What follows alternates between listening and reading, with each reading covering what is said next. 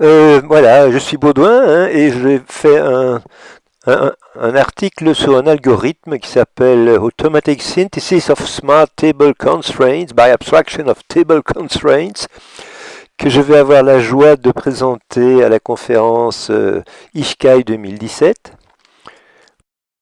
Et voilà le plan de ma présentation. Comme dans toute bonne présentation, je vais d'abord vous expliquer le problème, après ça je vous expliquerai la solution.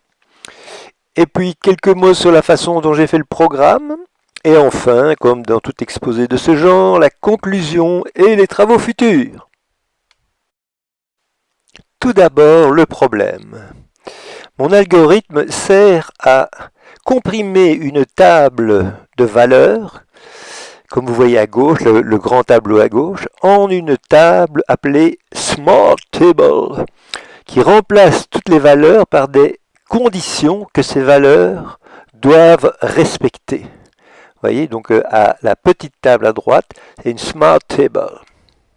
Ça n'a l'air de rien comme ça, mais en fait c'est un problème très compliqué. C'est ce que les spécialistes de l'informatique appellent un problème NP dur. Ça veut dire que normalement c'est un problème impossible à résoudre, mais vous allez voir que mon algorithme parvient quand même à le résoudre dans beaucoup de cas.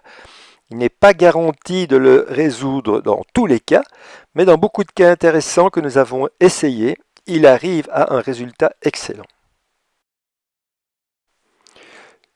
Maintenant, vous avez très bien compris le problème. Alors, il me reste à vous expliquer la solution. Mon algorithme travaille de manière systématique en remplissant la nouvelle table de droite à gauche, donc en créant la nouvelle table colonne par colonne de droite à gauche.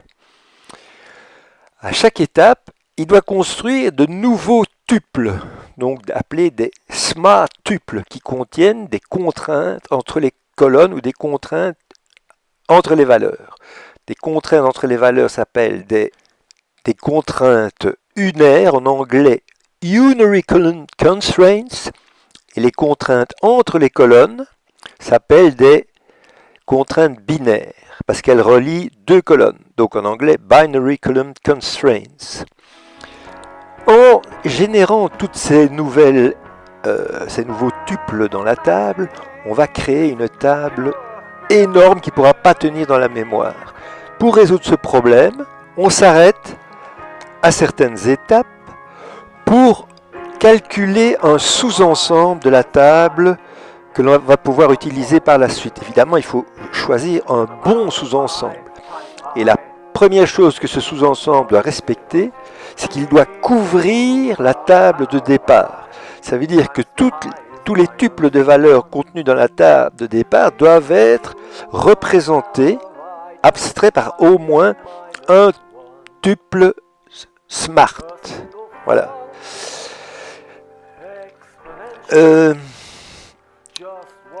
Mais si on fait cela de manière trop restrictive, on risque de perdre de bonnes possibilités pour la suite.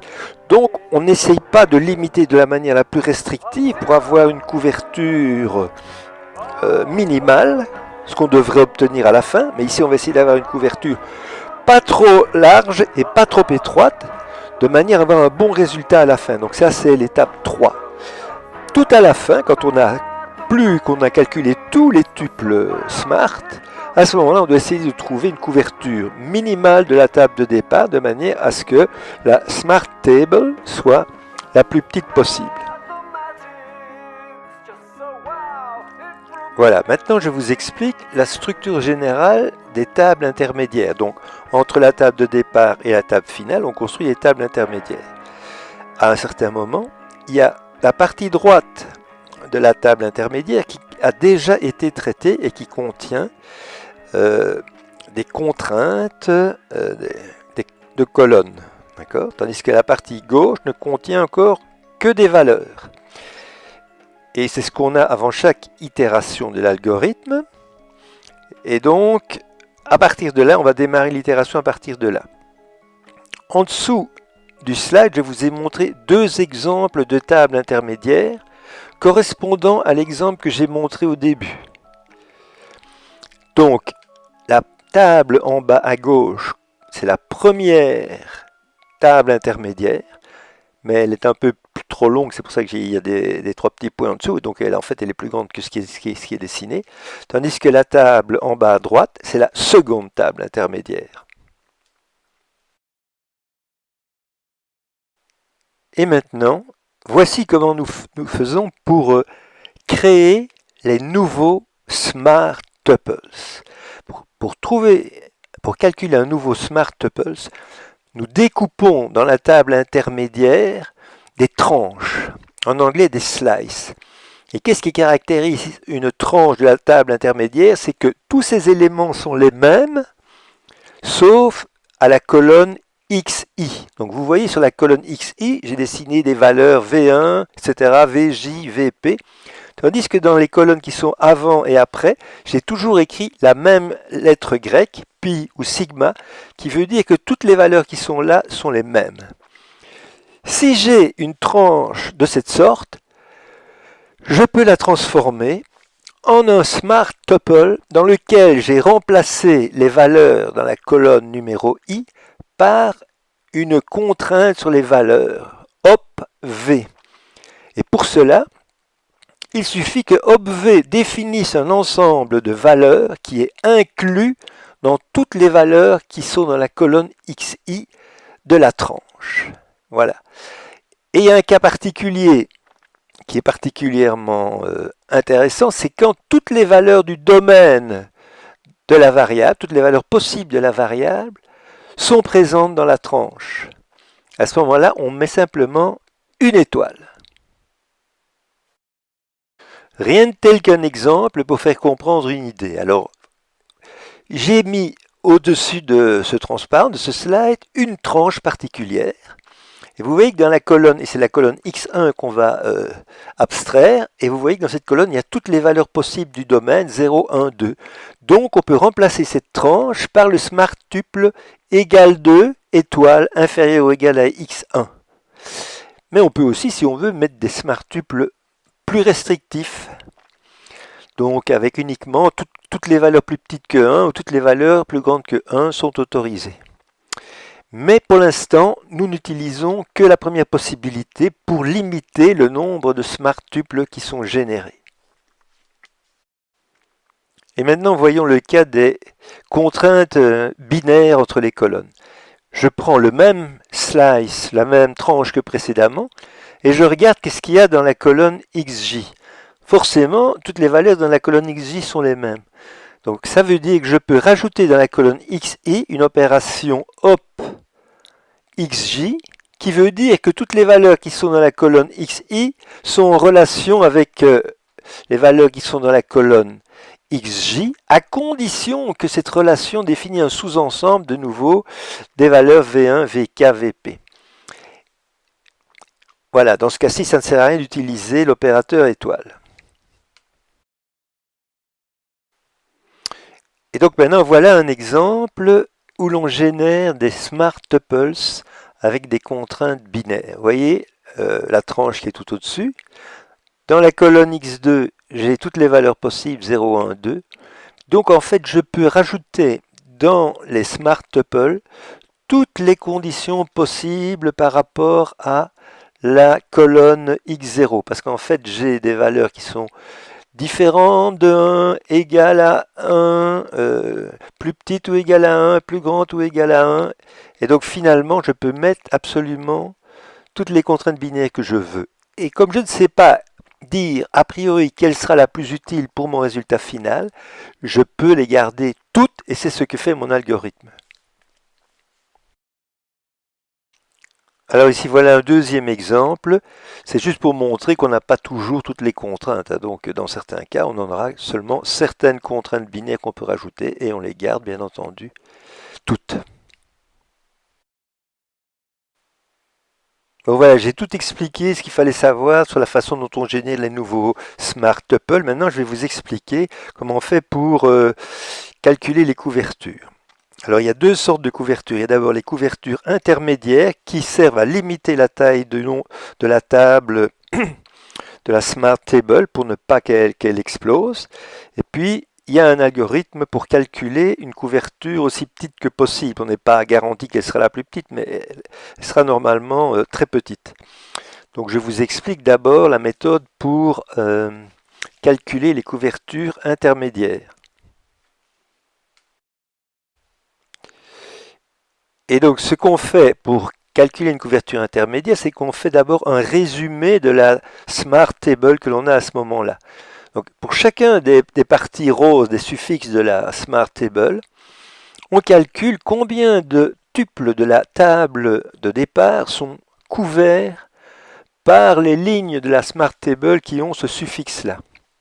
Et on trie ça.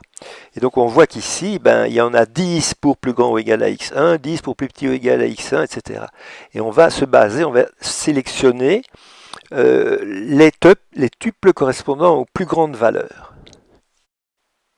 Donc je sélectionne d'abord la première ligne de la table de droite et je regarde combien il y a de tuples qui sont couverts dans la table de départ. Et je vois qu'il y en a 10 et je les ai mis en bleu ici sur le dessin. Donc il ne reste plus qu'à couvrir ceux qui restent en noir.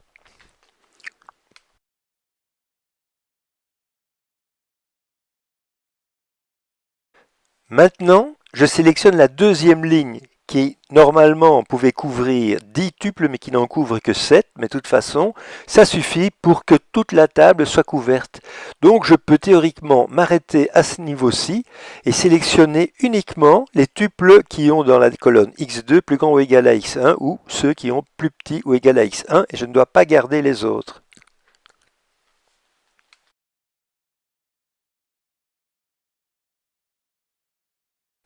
Donc je n'ai pas besoin de garder d'autres tuples, mais si je veux, je peux, rien ne m'en empêche, puisque ce n'est pas la table finale, elle ne doit pas être aussi petite que je veux. Donc je prends encore le suivant, parce qu'il couvre 10 tuples, donc il m'a l'air intéressant.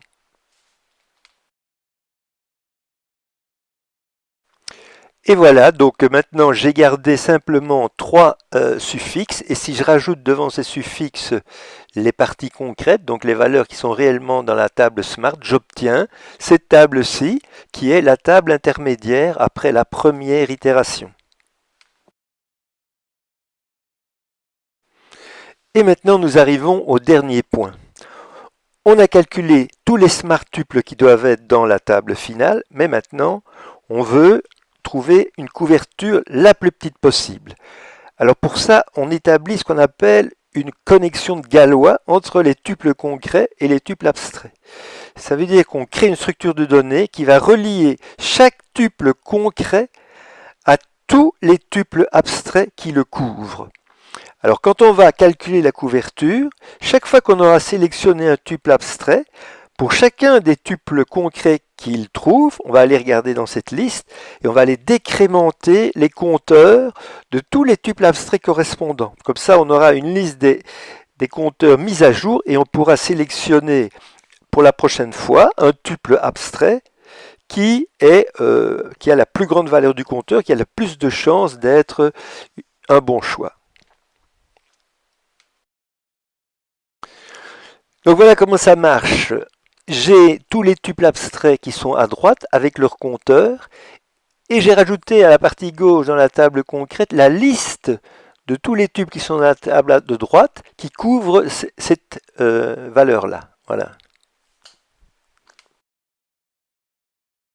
Donc je sélectionne comme l'autre fois la première ligne dans la table abstraite et j'enlève tous les tuples concrets qui sont couverts, mais je retire aussi des compteurs, autant de valeurs qu'il y a, disons, pour toutes les listes de tuples concrets, je décrémente tous les compteurs dans les tuples abstraits. Et donc je retiens maintenant qu'il y a un tuple qui couvre 7, un qui couvre 5, un qui couvre 2, et tous les autres qui ne couvrent plus rien. Alors maintenant je sélectionne la deuxième ligne dans la table à droite. Donc il y a maintenant 7 tuples concrets qui sont couverts et tous les autres compteurs sont à 0. Donc j'ai terminé, j'ai trouvé ma Smart Table. Et la voilà comme elle est belle, hein. Bon, j'espère que je ne vous ennuie pas trop. Alors maintenant, je vais vous parler de la façon, quelques détails sur le programme que j'ai réalisé. Pour que tout ça soit efficace, j'ai représenté les contraintes de colonnes simplement comme des entiers sur 32 bits. Donc les tables, les smart tables, concrete tables, tout ça, c'est simplement des tableaux d'entiers. Et j'utilise l'ordre naturel sur les nombres entiers pour trier les tableaux. C'est évident que ce qui est très important dans cet algorithme, c'est qu'il faut trier les tableaux de manière efficace. Alors la base pour calculer les différentes tranches qui servent à générer les smart tuples, c'est que avant à la n-1e itération, la table doit être triée en commençant par la colonne, la dernière colonne jusqu'à la colonne xi, et puis en recommençant, en repartant de la gauche à partir de la colonne x0. Comme ça, il suffit de prendre les éléments de la table qui ne contiennent que des éléments égaux à un élément près dans xi pour avoir les tranches. Avec cette méthode d'implémentation, la complexité temporelle de l'algorithme est de l'ordre du carré de la taille de la table concrète. Donc c'est la table concrète. En supposant, enfin dans quelques hypothèses que je ne vais pas détailler ici. Mais expérimentalement, si on applique l'algorithme dans des cas où la table, la smart table est vraiment petite, eh bien on voit que la complexité de l'algorithme est plutôt linéaire. Conclusion et ou travaux futurs. Eh bien, nous avons réalisé un algorithme qui est très précis et suffisamment efficace pour comprimer une table de valeurs en une smart table, à condition que ce soit faisable en théorie. Donc si c'est faisable en théorie, l'algorithme donne en général de bons résultats. Maintenant, il y a pas mal de choses qui peuvent être ajoutées, donc on peut imaginer beaucoup de variantes à cet algorithme et des extensions. Nous allons peut-être ou probablement réaliser ces extensions dans le futur.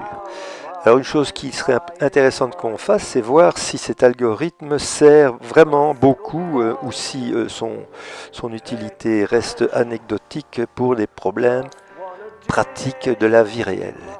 De toute façon, nous comptons faire une comparaison entre cette méthode et d'autres travaux existants qui utilisent la programmation avec contraintes sur les tables. Merci de m'avoir écouté, d'avoir regardé cette présentation et j'espère vous revoir dans d'autres vidéos plus tard.